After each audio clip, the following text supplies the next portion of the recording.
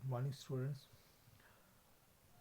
Today on 27th of April in class 9th, we're going to start our next topic, that is the drainage. So first of all, we try to understand the term drainage, which is describe the river system of an area. So you can observe in your locality, from your district, from your state, about the river system of an area, that which river flowing from the which region or which state, which district. You can observe it through your physical map of India. When you are looking about the physical map of India, you have observed the number of small streams. They are coming from the different directions, and ultimately they come together and form a large water body, and this merge into a lake, sea, or an ocean. And the area that is drained by a single river system, that is called the drainage basin. And any elevated area such as mountain or an upland separate two drainage basin, that is called the water divide. So basically in our first paragraph there is a three term used. Number one, drainage. Number two, drainage basin. And number three, water divide. Now the fourth one, that is the drainage system in India. The drainage system of India basically controlled by a broad relief feature of the subcontinent. According to this, the Indian rivers are divided into two major systems. Number one, the Himalayan river system, and number two, the peninsular river system.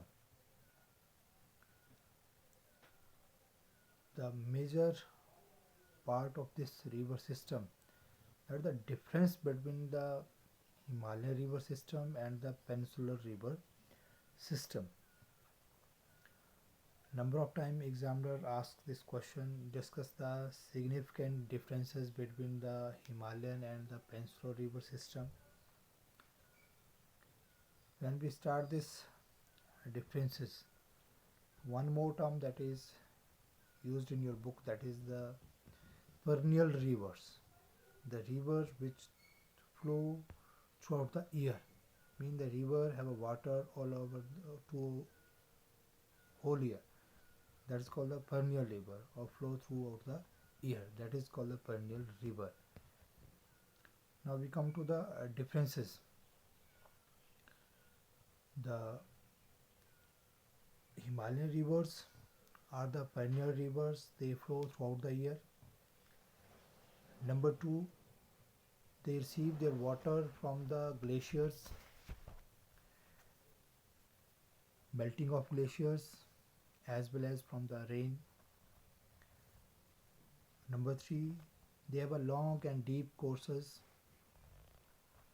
Number four, they perform erosional activity in their upper course and carry huge lots of silt and sand. Number five, they have large drainage basin.